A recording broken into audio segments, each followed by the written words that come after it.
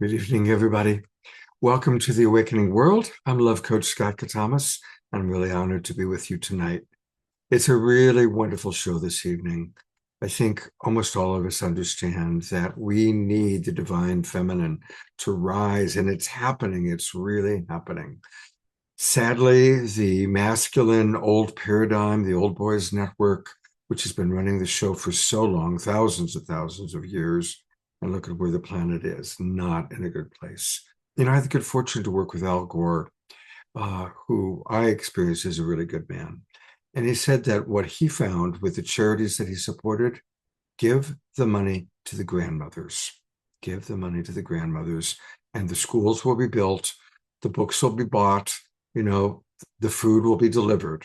And I think that made such an impression on me when he taught me that 15 years ago or so when I was working with him. And tonight we're going to hear from so many people, men and women, that I really have tremendous respect for. So I'm going to kind of share with us who we've got tonight. And as always, if it's Rise the Divine Feminine, it's a Christy Michaels show. Christy is who helped put this together. She has been absolutely tireless in her work of bringing together the Divine Feminine, specifically Mary Magdalene.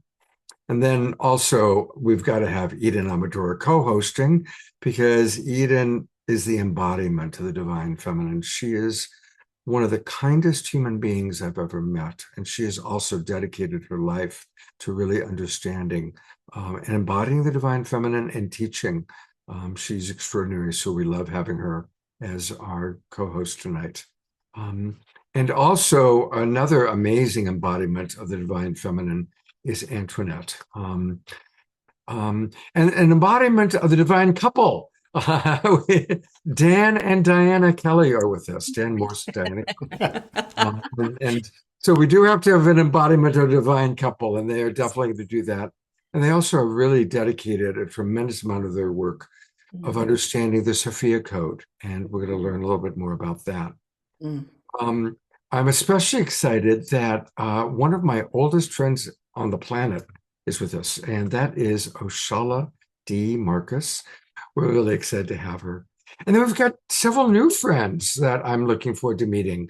Nikki Black, friend of Antoinette's, another friend. With that, I'm going to turn it over to our wonderful co-host. I have two co-hosts tonight, Christy and Eden, and here's Christy. Hi, thank you so much, Scott. I'm going to light a candle of prayers and blessings so that we may start knowing that all is love, and we send love and prayers. For all that we do here tonight is to uplift the divine feminine and the divine masculine as one. So let the celebrations begin. And that's why I'm so glad you are all with us. I am so honored that Eden Amador, one of the high priestesses, is joining with us as co-host, for she is so dedicated in her heart to this incredible rising of the divine feminine. So thank you, Scott, for asking us and letting us be a part of this. Absolutely. I'm going to go to gallery view, and let's all send lots of love and appreciation to Christy, who put this show together and does so much. Now we have another person that I'm going to invite to join us. Some of you have not met Connie Viveros before. She is a spiritual teacher, a channel, and a mentor devoted to the path of the Christ-Sophia consciousness and embodied divine love. With over 15 years of experience, she guides intuitive and sensite souls to remember their innate connection to spirit and to live from a place of clarity, sovereignty, and trust. As the founder of the Divine Life Connections, Connie teaches channeling, psychic development, and sacred listening as practices of remembrance rather than striving. Her work bridges mystical insight with grounded presence, helping others anchor divine guidance into everyday life with grace, discernment, and love. That's what her bio reads, but I have to tell you from my heart, Connie is a woman who walks her talk and Connie hasn't shared this. Maybe she'll share a little bit in her talk. I will. But she has worked with Gerald Ford's wife, and she who mentored her, and she was personally responsible with helping to raise money for 1,000 girls' schools, and she went and visited them in Kenya. So, and one of her girls, who was a stellar star, got into Michelle Obama's leadership development program that was featured on Good Morning America. So Connie got to go and meet Michelle and have her gal there with her as she was being honored as the #1 pick out of 20,000 applicants. 200 girls were selected, and Connie's gal was #1. So thank you, Connie. I'm going to let you open everybody's hearts with your thank you. heart-wrenching, earth-dedicated, truth-telling mama bear energy. Very much so. And it's really just an honor to be here in this conversation. I want to just say thank you from my heart, from my soul, from all the women that I have interacted with across the globe. And we are one indeed. So everything being spoken here just resonates so deeply with my own soul. I just want to say plainly and clearly that this isn't a symbolic conversation we're having. It's a very real one, a real everyday walking our talk. The return of the divine feminine mother isn't just spiritual nostalgia. And I have come to find in my own life, in working and standing in that energy as a witness to what happens when the mother is removed, when she's absent. It's, the mother is the center of creation. And when mother is removed from that center of creation, we're seeing what happens. It begins to falter, and girls are abused, and we have this patriarchal energy that consumes and oppresses. So what we're witnessing in the world right now, politically, spiritually, culturally, isn't just chaos. I'm seeing it as exposure. And exposure always precedes birth. The return of the divine feminine is no longer a metaphor that we're living into. It's a trend. It's happening. It's literally happening through us. And this collective remembering, I feel in my own self, is a reckoning. We can no longer bury our heads and deny it. It's happening because the old systems, structures simply can't sustain this anymore. Across cultures, as Christy mentioned, institutions, something very, very ancient is resurfacing. A truth that has existed long before our written histories. What we know and what these girls, Christy's books are bringing evidence to, our little girls are being taught. There was a time when life was organized around care, self-care, and balance, and reverence for the body, and relationship, not domination. And the body that carried that energy was feminine. It is feminine. So a little bit about me. I have been consciously working with the divine feminine, the Christ-Sophia consciousness, since 2012, right after the 11/11 awakening cycle. Before that, I was a devout student of the Course in Miracles. But this work didn't just start as theory for me. It began in advocacy and education for young girls in Africa, where I've had the privilege of being part of an enormous peaceful revolution, supporting girls in learning to advocate for themselves, interrupting these inherited systems of oppression, fighting for access to education, standing up against early childhood marriage and sexual violence being perpetrated against them. So for over a decade, I've been guiding women in remembering a form of spiritual authority that doesn't come from hierarchy, but it comes from embodiment, the exact things that we're talking about here tonight. And what we're witnessing right now didn't just start yesterday. It's been going on for centuries. And when we talk about the divine mother, the divine feminine consciousness, we're not just talking about Mary, Isis, Sophia, Shekinah. We're talking about a living, breathing cosmic intelligence, one that births life, sustains it, holds it, and then restores it. And there was a time long before history when women were not property, when the body was not shameful, when leadership was relational, cyclical, life-centered. And that world did not disappear by accident. It was dismantled deliberately. The feminine was first made passive, and then sinful, then dangerous, and eventually erased. And she's coming back, not as an idea, but I believe, and what my work has been the last 12, 15 years, but as a force. I was introduced to her by Yeshua in a deep guided meditation where he said, you will work with my beloved. He called her his beloved, and that was the Magdalene. And because mother represents this direct relationship, this direct knowing, direct communion with God I am, Christ-Sophia herself, and a system that is built on domination cannot coexist with a power that teaches us about inner authority. And that's why this fear is showing up when the mother energy is returning with such force and such strength. We can see it. I was recently warned and shown this, came across the Pope's recent edict against devotion to the mother. I don't know if you've all seen it or not, but he made a declaration insisting that salvation can only come through the Father. That wasn't just neutrality, that was fear of women gathering without permission, fear of the direct communion with God, which can only be accessed through the church, fear of a spirituality that can no longer be controlled. And I know, as we're all seeing right now, fear is always the loudest right before it loses power. So that reaction alone tells us something really important, that the mother is returning. The mother is here to stay. When the mother rises, truth speaks.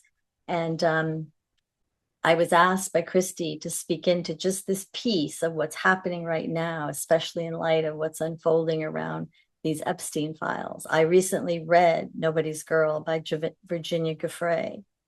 It was an important book for me to read when I saw it being promoted, and I was compelled to read it, not to read the horrifying circumstances of what she lived through or to sensationalize her pain, but to bear witness to this young girl's courage.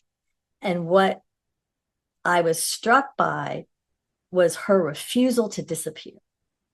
She fought this for 20 plus years, 2 decades, under constant threat of life of both herself and her family. And she did not gain power by overpowering anyone. She simply gained her power by staying visible, staying persistent.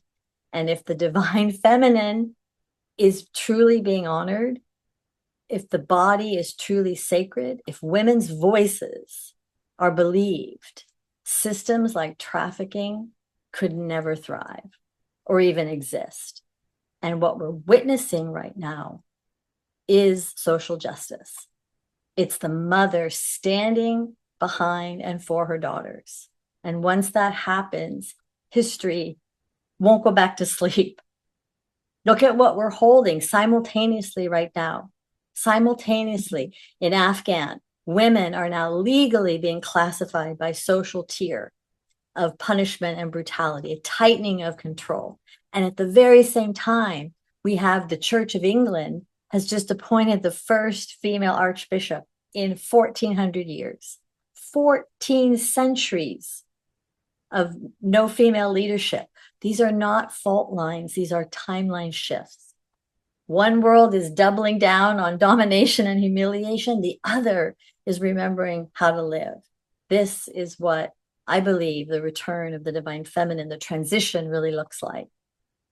And we're being supported astrologically and spiritually. We are entering this rare territory of Neptune moving into Aries, which is, no longer passive spirituality. For the next 14 years, our visions alone won't be enough. Prayer without movement, prayer without activity and action much like what Antoinette is doing, much like what Christy's doing with her book, much like we're all doing here.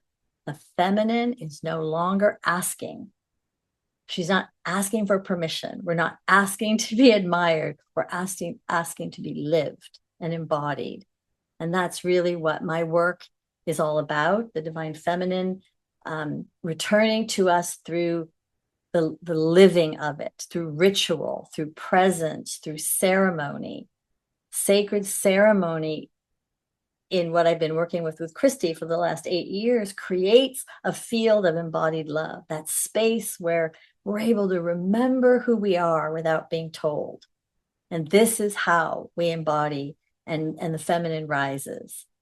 And I just wanted to give a plug for the ceremony that's coming up both this month and in April. And just understand that ceremony is often targeted and trivialized because it bypasses hierarchy. But we're being asked to stop outsourcing our authority, returning ourselves to ritual, teaching our daughters and our sisters and our friends through the women's circles and our sons that real power comes from coherence, not dominance. And we can create these safe spaces where our bodies and our daughters and our sisters are safe. And intuition isn't dismissed. This is how the mother returns. So we're not fighting patriarchy. I believe we're outgrowing it. And with every woman that stands in her body with clarity, every survivor who speaks, every ceremony that restores that dignity, widens that doorway. It opens up the opportunity for more of this to exist. And we will end the era of patriarchy and domination. And again, I just want to say thank you for letting me speak my passion. This is something I live, I breathe it, and I just honor the fact that we're having these conversations and putting them into the narrative. It's important, and I stand for every woman who has ever felt diminished or depressed or oppressed, and we love you. Oh, Connie, there's a lot of comments. I'm going to read a few of the comments coming in, and then we're going to take a look at your website. Tiara writes, real power is a gentle strength. Susan writes, yes, Aries, cardinal fire, action. Joyce writes, thank you, Connie. This is a call to action and courage. So thank you very much. And I'm really appreciating you, Connie. It's my first time really hearing you speak. And wow, thank you. Her website is divine-life-connection.com. And she's got quite a few very important programs coming up. Learning how to become the channel, a Zoom program, Soul Magic Community Circle. That's once a month, right? Mm-hmm. Cosmic Q&A. That's a quarterly program, a Q&A, also on Zoom. Mastering Messages from Spirit and Powering Up Your Chakras. So a lot of really wonderful things. And again, that's at divine-life-connection.com. And Connie, I'd love to have you come back on the show again where we can spend a little more time with you. Oh, thank you. I'd love to have Monica come, who is my, as Christy was alluding to, my steward in Uganda. So she's helping. Let's do that. And educate women all over. I'll private message you because as some of our people know, I started a synergy group through the Evolutionary Leaders Circle called Next Generation Leaders for an Awakening World. And it's all young people in their 20s and 30s. Yeah. And it's global. We've got people from Europe, from Africa. So I'd love to invite your young charge to be part of that. Yeah, she would love it. Thank you very much. Yeah. I'll private message you about that. Perfect. Thank you again for the opportunity to be here. Absolutely. And here to introduce our next two guests is Christy. Thank you so much, Connie. So powerful. Your mama bear energy is just like fires me up because such great truth that you speak. And you're grounded and willing to read, you know, the story about the sex survivor. That is not an easy read. Yeah. To bear witness to what she said, but she wrote it to wake us up, right, and help us. So I was so impressed, and I'm just so grateful to your courage and your work with Africa. And I'm glad you and Scott are getting fired up, and Antoinette will also, I'm sure, get connected with you because this is what changes the world, this action. Right. And you walk the talk. You don't And do the talk. supporting one another. So support Virginia and her family, you know, what they've been through. I didn't read it for the other side, for the horror. I read it for her, the courage to write that, to those words, and to tell her truth. We all need to tell our truth. So thank you. Thank you, Christy. I love you. I love you too. And while you keep Connie on, Scott, bring up Dan and Diana. Okay. And so we've become a little team because our conversation has been, in the insanity that is going on, what is it that we can do? And so it's a really deep conversation because there is the sacred, and honoring the sacred, and knowing that all is well. At the level of the all, the divine mind, all is love. Yes. And everybody is that love, including all the players that are not awake yet. But in the meantime, what do we do? What is ours to do? What is our sacred action? And thank you, everybody. Tomorrow's Sunday. Make it a sacred Sunday by choosing to see the divine in all. And again, thank you to all of our presenters, Christy Michaels, for putting it together, Dan and Diana. Much love, everybody. I look forward to seeing you on Wednesday night. God bless. Take care, everybody. God's blessings. See you soon.